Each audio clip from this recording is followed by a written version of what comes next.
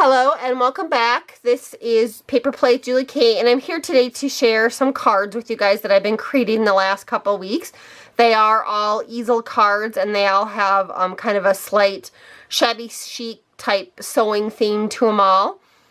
And they all are very similar, but slight variations as far as my trims and flowers and paper layering goes. And I will show each one. I'll go through one in more detail, and the rest I'll just hold up individually, and you guys can pause if you want to look at the different details on each of them. But I'll just go through the basic supplies real quick. On the insides of all these cards, I did use this die. It's a thank you die, and it's I purchased this at Tuesday Morning. It was one of the Heidi Swap ones.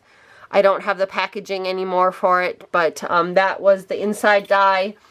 As far as the dress form mannequin die goes, and there's some spools and some paper buttons on some of these cards. They all came from this Tim Holtz Sizzix die, and it's called the Sewing Room. I don't know, I'll kind of move it around, but you can kind of see the mannequin or dress form die, and then there's a little spool, and there's a button. So those are all on these cards. Not all of them might have the spool or the button, but some of them do.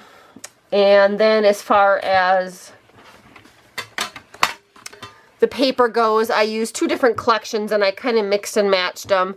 I used this Photoplay French Flea Market, which is a Julie Nutting collection. Very shabby chic. I love this collection. And then I also used this Photoplay one also, and it's called Moments in Time. And it's by Michelle Coleman.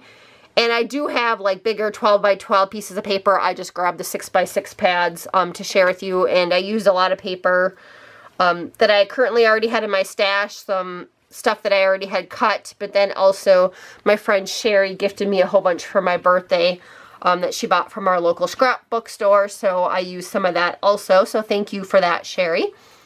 And again, I'm just going to hold up the cards. They are easel cards. All these cards are close to the same size, but there might be some variation just depending upon what size.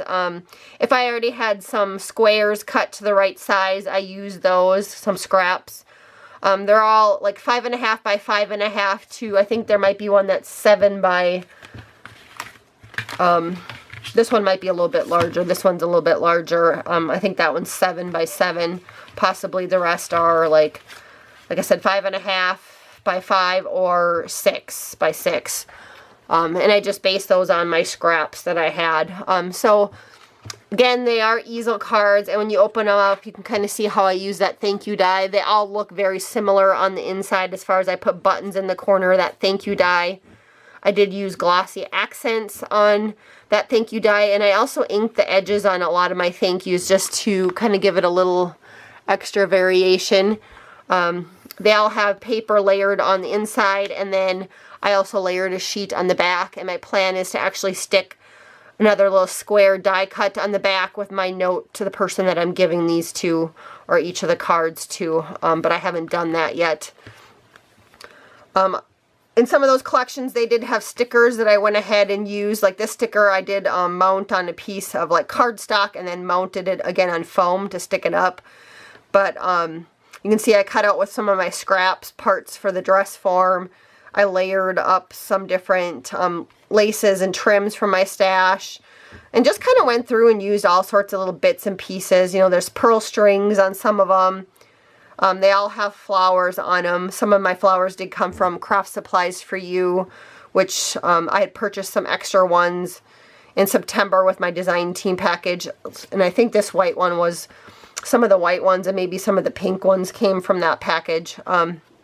So I used some of those. A lot of them do have these little wood spools on them, and those I picked up at the thrift store. Here's that Tim Holtz die one that I used, and I just wrapped some twine around it.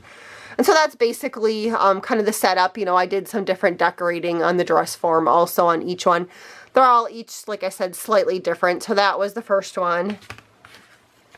Here's the second one. This one, I guess one of the big things is there was some chipboard pieces that I had left over from one of the Photoplay collections, so I did use some of those. And then I also added some buttons on some of the pages also, but like I said, just a few little slight variations to each one. This one's more of a blue one, and I'll just hold it up close. You know, I did different layering. This one I actually used a fabric flower on that one. And then I also had these cute little hangers too that I added in some of them. So there was that one. Here's this one. Again, I'll just hold it up so you can see this was a sticker, this ruler right there. Like I said, just kind of slight variations to each one.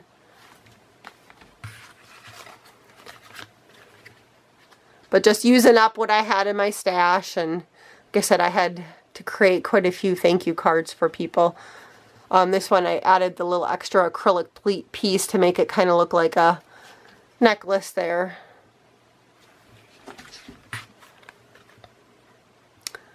This one I added a little pearl. I wrapped that around the bingo card there. And then here is the last one that I created. Again, just very similar. On this one I actually added a little heart. I have a heart punch, and I had this left over from something, so I added that there. And then you can see the little Paris sticker in the background too. Again, that was from one of the paper collections. The stickers came from that. So so thanks again everybody for watching. I hope you enjoyed my little project share. If you have any questions or comments, I would love to hear them. And I hope you guys all have a wonderful day and happy crafting.